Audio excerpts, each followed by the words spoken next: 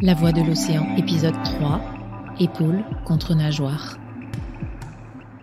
C'est aux Marquises. Nous sommes en plongée de nuit. On a laissé la Calypso. On est parti, je me souviens, le long de ces falaises incroyables de l'île de Wapou. Et on n'y voit rien. C'est vraiment une nuit noire.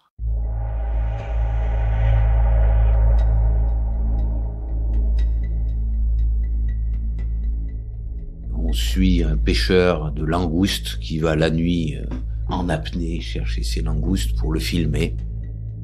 Et tout d'un coup, il nous dit, c'est là, on est au milieu de la nuit. Il bascule dans l'eau.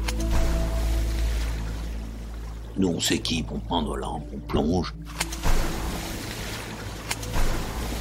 Dans cette nuit noire, surtout que les falaises volcaniques des Marquises sont noires, tout est noir, on voit rien.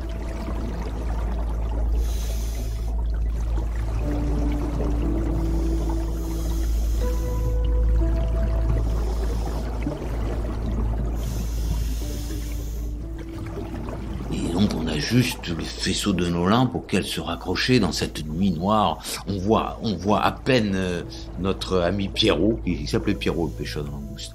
Et on l'éclaire même pas, on voit sa main, on voit son masque, on voit un bout de palme, il est en apnée, il remonte, l'équipe continue à éclairer le fond, et je m'écarte. Je m'écarte du groupe pour vivre cette nuit pleinement. On avait des toutes petites lampes de poche pour, au cas où, si nous nous perdions, avoir un peu de lumière.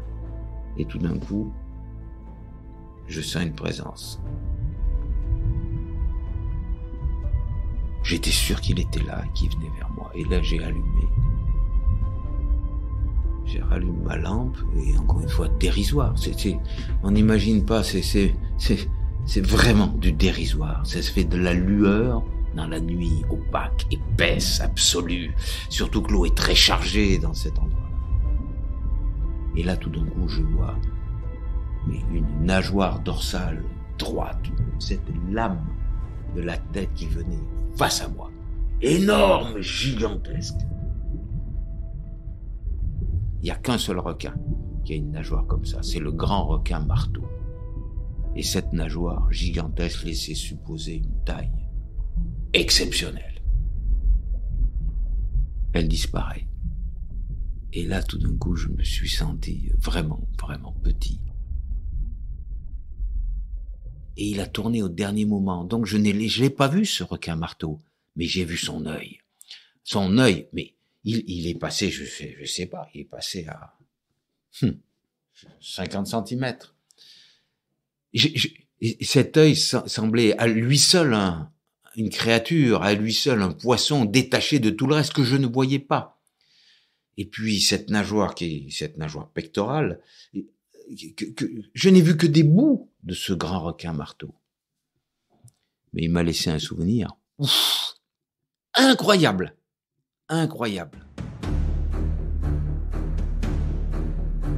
Les Dents de la mer, le film éponyme de Steven Spielberg, 44 semaines en tête des ventes aux États-Unis, l'un des plus gros succès financiers de tous les temps.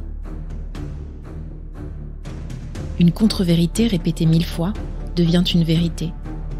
Répétée 10 000 fois, elle s'impose, comme un paradigme que même beaucoup de scientifiques ne remettent plus en question. C'est ainsi que la plupart des humains, surtout ceux qui n'auront jamais l'occasion d'approcher les requins, restent convaincus qu'ils sont des mangeurs d'hommes et que leur élimination est une bonne chose. Et puis, il y a ceux qui, comme François Sarano, ont partagé un moment avec eux, dans leur territoire, et ont réalisé que cette peur relève en fait du fantasme. À chaque fois que je fais une interview à propos des requins, la première chose dont on me parle, c'est des accidents. J'ai dit, mais quand vous interviewez quelqu'un sur le monde du cheval et l'équitation, vous lui parlez pas tout de suite des accidents. Vous n'en parlez même pas. Et pourtant, il y en a 1000 fois plus. d'accidents. Quand vous parlez à quelqu'un du ski, vous parlez pas des accidents. Et pourtant, il y en a 10 000 fois plus des accidents. Quand vous parlez à quelqu'un de la montagne, vous parlez pas des accidents, vous parlez du bonheur d'être au sommet. Et il y en a 100 000 fois plus des accidents. Donc, mais quand on parle des requins, tout de suite, on parle des accidents.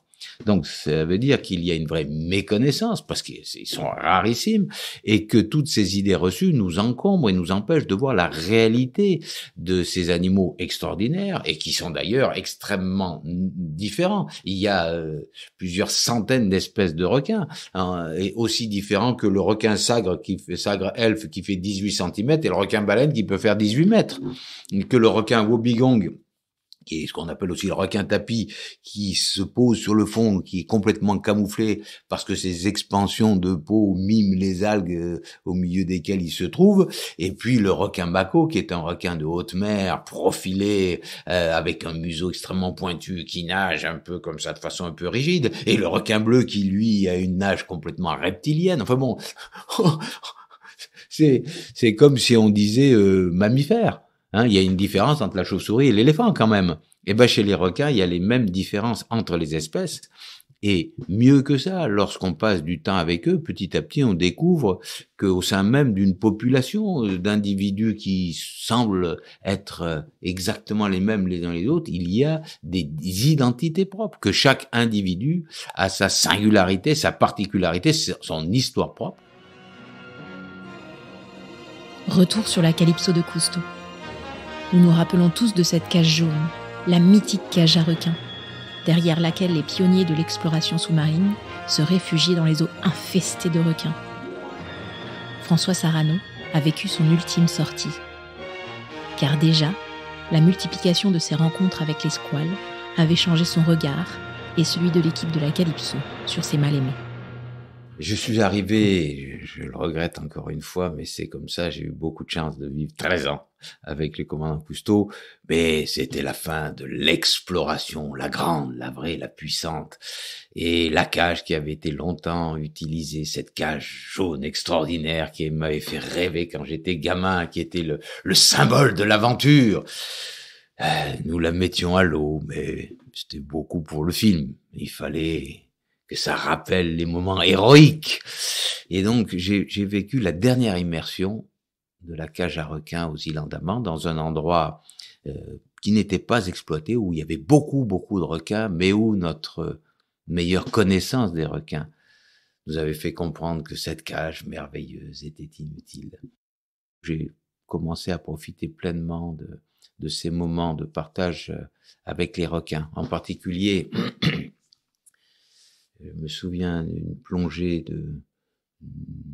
du soir, après les plongées, hein, parce que moi souvent après les plongées de travail, j'allais plonger, et j'étais allé tout seul, m'immerger sur le récif.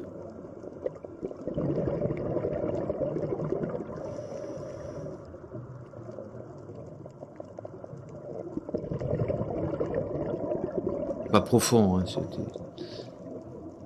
Et au moment où la pénombre envahit complètement le récif, où on distingue mal les formes, les coraux, les poissons, au moment où les poissons virevoltants de la journée qui ont donné vie au récif sont allés se coucher, et où les noctambules commencent à sortir des anfractuosités, là, les crabes, les coquillages, tout ça commence à sortir. Il y a aussi les grands requins qui chassent, et il y avait beaucoup de requins à marge blanche, Carcharinus albimarginatus, mais des gros requins de Weller. Et ces requins, on ne les voit pas. Mais par contre, les marges blanches de leurs nageoires illuminent leur passage comme des flammes, et on les distingue alors un petit peu comme des étendards dans une brume. Et j'étais au milieu de tous ces gros requins. C'était vraiment c'est pas des espèces très grosses, hein. Normalement, les individus qu'on rencontre aujourd'hui, c'est 2 mètres, 2 mètres 50, mais là, c'était vraiment des grands individus âgés, des vieux, qui faisaient 3 mètres, 3 mètres 50. Et j'étais au milieu d'eux.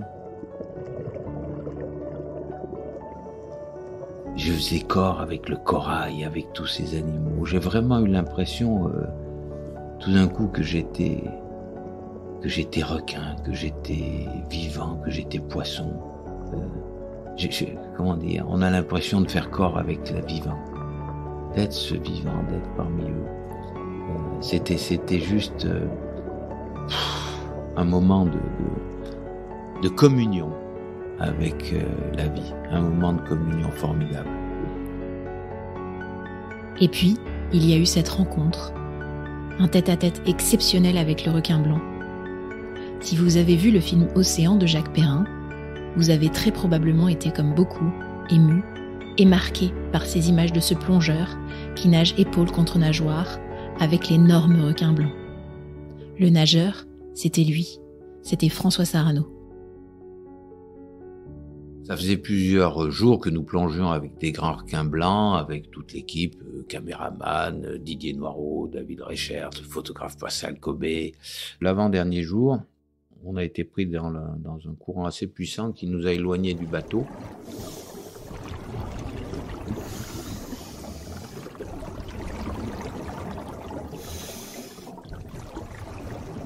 Une énorme femelle baptisée Lady Mystery est arrivée face à nous et elle ne s'est pas détournée. Elle est arrivée sûre d'elle.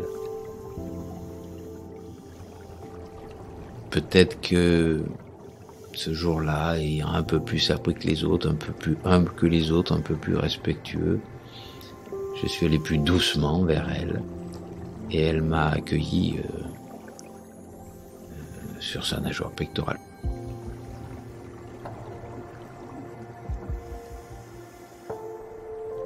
Je ne l'ai pas touché, je me garde de toucher, mais nous étions vraiment à quelques centimètres. Que je dis centimètres, c'est, je sais pas, 10 centimètres l'un de l'autre. Et ce moment n'a pas été très long, ça dure, je crois, une minute et demie.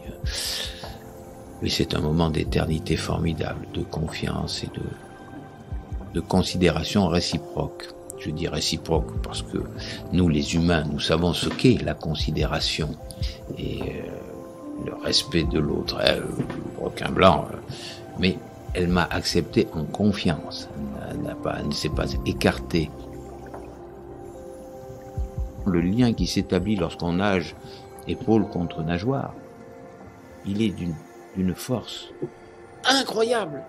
Incroyable, bouleversante, pour toujours. Vous êtes changé pour toujours. Je sais rien sur ce grand requin blanc. Rien du tout.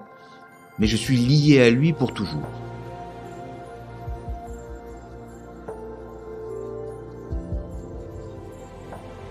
Pour les camarades de plongée de François Sarano, comme Jacques Perrin et Jacques Cluzot, les réalisateurs du film, ce moment d'harmonie a été l'occasion d'un changement de regard radical sur cette bête tant redoutée. Grâce au film, cette rencontre magnifique a fait le tour du monde et a transformé l'opinion de millions de téléspectateurs. Les requins, comme toutes les créatures qui peuplent l'océan, ont tant à nous dire si on les écoute avec respect. Dans le prochain épisode, on vous invite à une danse avec les cachalots et à vous réconcilier avec la vie sauvage. On vous dit à demain, même lieu, même endroit.